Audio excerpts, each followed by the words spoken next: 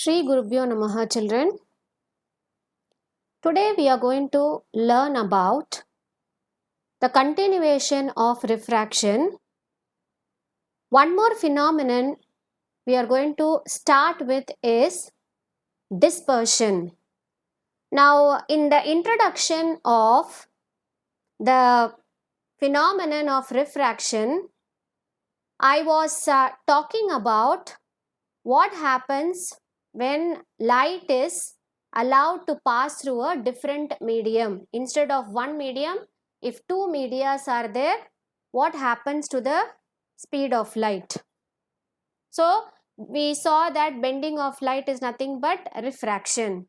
So the same concept is continued. We are going to continuously learn about the phenomenon of refraction. Now one concept we are going to learn is dispersion of light. Now dispersion, disperse in the sense splitting up of the light. Splitting up, disperse, the meaning for the word disperse is splitting up.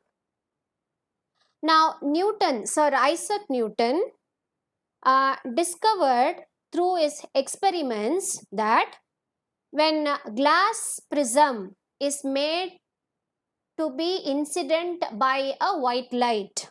Now there is a diagram here. Now a glass prism is kept and you allow a source of white light to be incident on the glass prism. Now what happens? What is happening? Now at this point B, the light is getting incident. So here at this point, because it is a glass medium, so definitely the path of the light is changing. So the light bends, the phenomenon of refraction occurs. But after that, when it is entering into the prism, so what is happening here? Look at the lines that are getting splitted up. Okay, so as you all know, white light consists of all the 7 colors. So as soon as it passes through the prism, the white light splits up to form a band of 7 colors on a white screen which is kept on the other side. Look at the colors here. So the white light is incident here. Now it passes through the glass prism, it splits up into 7 colors. Now this 7 colors, you call those colors as VIBGYOR. Now look at the arrangement of colors here, children. So here it starts from violet, indigo, blue, green, yellow, orange and red. So this band of colors is nothing but you call it as a spectrum. So the splitting up of white light into 7 colors on passing through a transparent medium like a glass prism, you call this phenomenon as dispersion of light. Now, what is the reason for this dispersion to occur? Now, it is due to the fact that white light, it travels at different speeds when it is allowed to pass through some other media. Now, here the media where you allow light to pass through is a glass prism. So, when it is allowed to pass through a glass prism, immediately the speed of the light changes. When the speed of the light changes, definitely the angle of refraction also will change. Okay. So, angle of refraction, now for here as far as this spectrum is concerned, the angle of refraction is small for the red color. See here, the red color is less deviated, and which color has the maximum deviation? Violet color has the maximum deviation. Okay, children, so angle of refraction is smallest for the red color and it is highest for the violet color, because here last color is violet. So maximum deviation is for the violet color and minimum deviation or least deviation is for the red color. Okay, and the refractive index. Now hope you remember the word refractive index. We studied in Snell's law of refraction. Sin I by sin R equal to constant. The name of the constant I told you as refractive index. So for every color, refractive index is different. It is not the same, which means The refractive index is mainly dependent on the wavelength of the light. Now, all these concepts you will be learning much more in detail about in higher classes. Now, you stick on to this first. What is dispersion? That alone you know, and you know about what is refractive index. The wavelength of the light depends on the refractive index of the material. So, this is about dispersion. One natural example that is based on the phenomenon of refraction is the formation of a rainbow. Hope you would have seen a rainbow, right? Now, it is a very good example. Now, rainbow is nothing but it is an arc of 7 colors which is produced in the sky due to the phenomenon of dispersion. So, what is what is getting dispersed here is sunlight is dispersed by the raindrops in the atmosphere. Okay, so this is a raindrop. Now you allow sunlight to pass through this raindrop. So what is happening? Now the ray of light. Now here I have considered a ray of light from the sun. Now the ray of light AB enters the raindrop at point B. So where the raindrop is entering? The raindrop is entering at point B and undergoes refraction. So at the point B, because it is entering into a different medium, right? So as soon as it touches point B, definitely it goes, it undergoes refraction. So it undergoes refraction, and when it is entering inside the raindrop, now what happens? The white light is splitting up into its 7 colors. Here the phenomenon of dispersion takes place. Hope you understand the diagram very clearly, children. So first here it is refraction, here it is dispersion, and after that these dispersed light, they undergo total internal reflection. Now it undergoes multiple reflections inside the raindrop and comes out as a spectrum. Okay, so the spectrum produced by the raindrops, here again you will have a spectrum of colors with red at one end and violet at another end. So this is a very natural example of dispersion. Hope you understood the concept clear, children. Next we'll move on to the next phenomenon of light, which is called as scattering of light. So what is scattering? Scattering is nothing but to throw light in various directions. Scatter itself means that to throw light in various directions. Look at this diagram, children. Now here there is an incident light. You allow this incident light to fall on atoms and molecules of different gases in the atmosphere.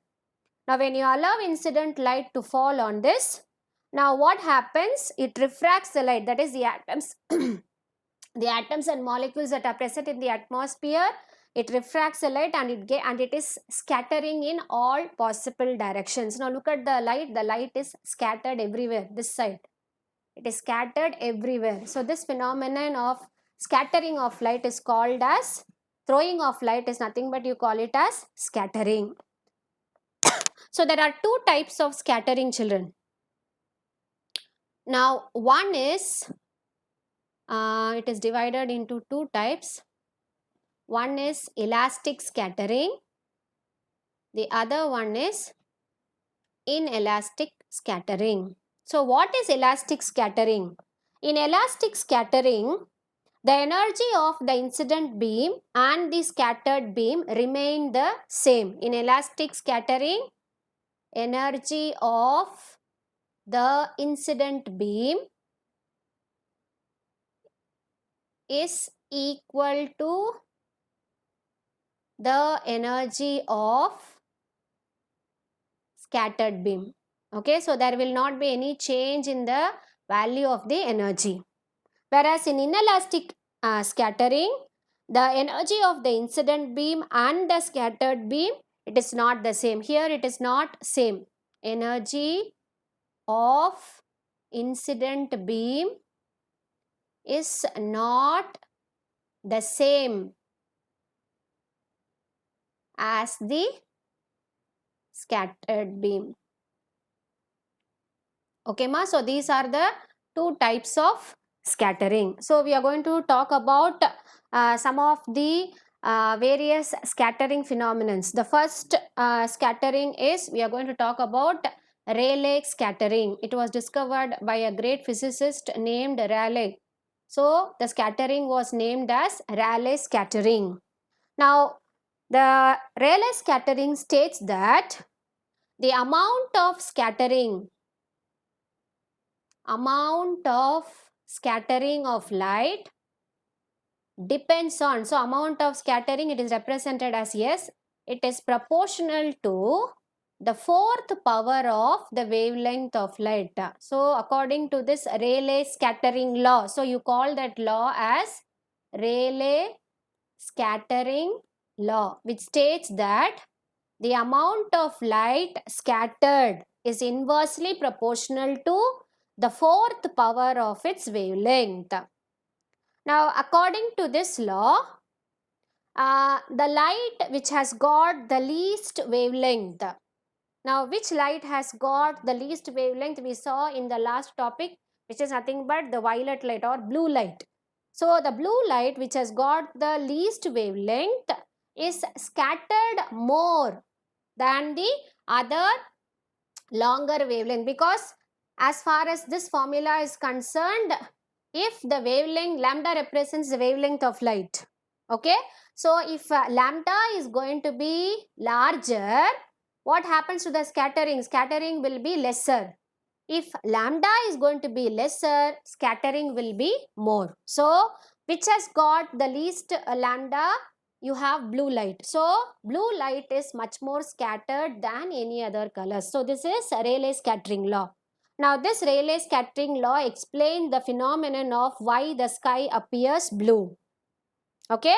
Now when sunlight passes through the atmosphere, you know that sunlight is a mixture of 7 color, right? Now when this sunlight passes through the atmosphere, now due to the scattering that is taking place in the atmosphere with the molecules and atoms, now which color will be scattered more, children? As I told you, according to this law, blue light will be scattered. So the blue color is scattered to a greater extent than the red color. So main reason for the appearance of sky to be blue is this phenomena. Okay, much of the blue light which is considered to be having a lower wavelength is considered to scatter more. So this is about Rayleigh scattering, right? And one more phenomenon I'm going to explain here, children. See here, I don't know whether how many of you would have observed this phenomenon at the time of sunrise and sunset. Now, what will be the color of the sun, children? At the time of sunrise and sunset, it appears red. Have you seen that? So, what is the reason for the appearance of the sun to be red at the time of sunrise and sunset? Again, the phenomenon here is scattering. Now, look at this diagram, children. So, here, now the sun is at the horizon. Horizon is, it is a line where at which the sun is about to be seen in the earth, the horizon. Okay. Now a person is here on the earth, an observer. Okay.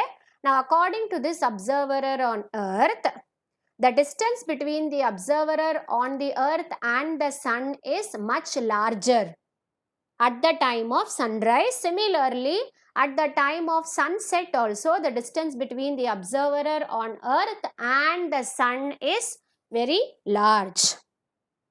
So it is a very large distance.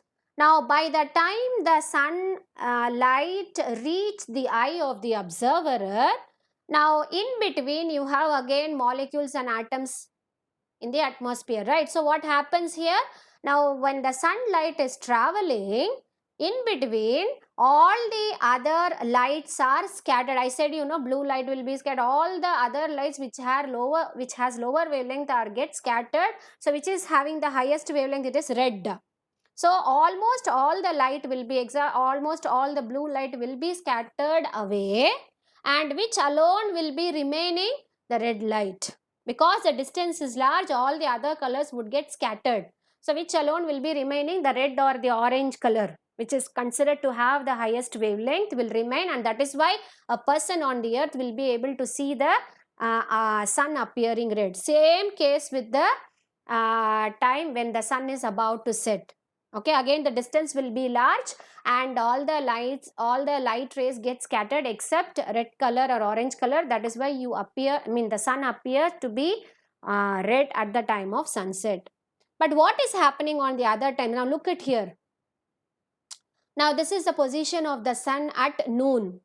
Now what is the color of sun at noon? It looks exactly white. Okay, so what is happening here? So here just see the distance, children. When compared to this distance is shorter. So when this distance is shorter, only little of blue color light is getting scattered. All the other colors remain in the sun as such.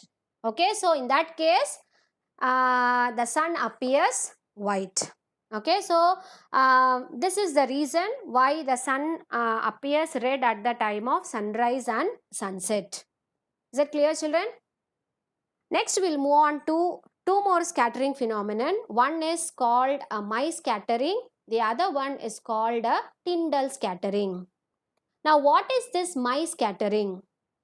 Now Mie scattering is taking place when the scatterer, or when the scatterer is, the diameter of the scatterer is smaller or larger than the wavelength of the incident light. Now this Mie scattering is an example of elastic scattering.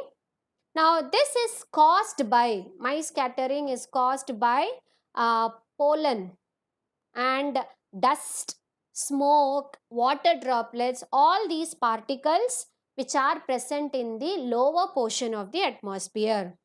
Now the white appearance of the clouds.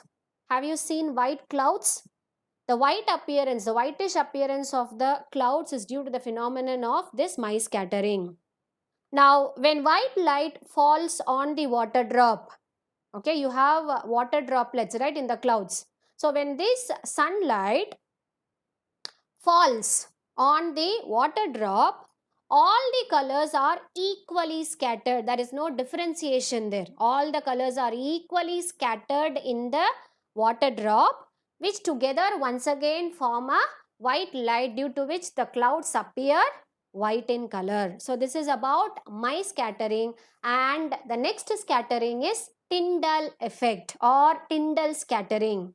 Now this can be observed in colloidal solution.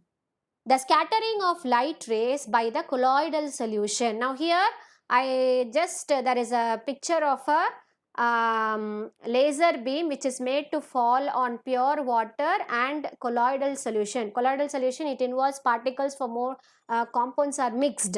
But in the case of pure water, when I allow the light to pass through this pure water, the light beam is not visible here. See here, I am not able to see the light beam. Whereas when I allow light to pass through a colloidal solution, you will be able to see the light beam very, very clearly. So which is the phenomenon of what is called as Tyndall scattering. The scattering of light rays by the colloidal particles in the colloidal solution is called Tyndall scattering. Next we move on to Raman scattering, or you call this effect as Raman effect. Now what is this Raman scattering? Actually this phenomenon, this effect was studied by Sir C.V. Raman. Now he was awarded Nobel Prize for this scattering. Once he was traveling in a ship and he was very much astonished to see the blue appearance of the sea. So he was reasoning out why the color of the sea is blue, why not red, why not green, why not black, why it appears blue. Now the answer for this question fetched him the Nobel Prize, okay, which is called as Raman effect. So what is happening in Raman effect? When you allow light to pass through a gas or a transparent solid, now some of the light rays are scattered. As you all know, scattering phenomenon takes place when you allow light to pass through suppose here in this case we take a gas or a solid, right? So what happens here? Now the light gets scattered, but after the light is getting scattered, when you analyze the light, now this scattered light contains some additional frequencies other than the incident frequency. Suppose the incident light, let us consider an incident light to be incident at a particular frequency. But after scattering, when you analyze the scattered light, now that scattered light was found to possess some other lines apart from the incident light. So these lines are known as Raman lines, and the phenomenon that involved is called as the concept based on that was studied as Raman effect. Okay, so Raman effect states that the interaction of light ray with the particles of pure liquids or transparent solids, which results in change in the wavelength or frequency of light. Change in wavelength, lambda represents wavelength and nu represents frequency. So change in wavelength and frequency of scattered lines exist, leads to the study of what is called as Raman effect. Okay, now some of the spectral lines, they have the frequency that is equal to the incident ray frequency. So those lines are called as Rayleigh lines. Actually here Rayleigh lines, the frequency of the incident light will be the same as the scattered light. So those lines are called as Rayleigh lines. Now come to the next line. The next line, now here the frequency of the line, now these lines are called as Stokes line. So what are Stokes line? The lines whose frequencies are lower than the incident frequency. So frequency of scattered light is found to be lower than the frequency of incident light. So these lines are called as Stokes line. Okay, these lines are called as Stokes line. And what are anti-Stokes line? Now anti-Stokes line are those lines which are having frequencies higher than the frequencies higher than the incident frequency. So these lines are said to be anti-Stokes line. Okay, ma? So this is about just an introduction of what is called as Raman effect. You have to study more concepts based on this, which you will be learning in your higher classes. Since you are at a basic level, it is required that you should know about these lines alone. So Raman scattering, what are Rayleigh lines, what are Stokes lines, and what are anti-Stokes lines. So with this, we are finishing the topic of scattering of light, children. So go through the content in the textbook given and please refer. Okay, please be very clear on what you are learning. Okay, so see you tomorrow. Let us continue the class tomorrow, children.